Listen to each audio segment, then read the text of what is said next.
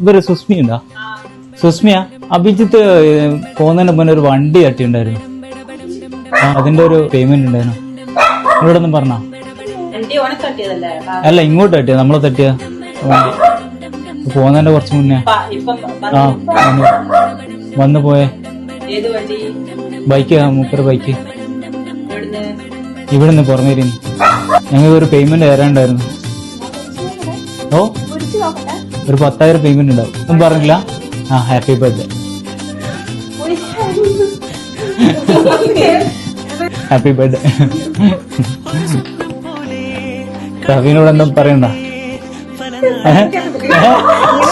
ഇങ്ങനെ ടെൻഷനാ? അതോടൊന്നും പറയണ്ട, പറഞ്ഞു ഞങ്ങളോട്.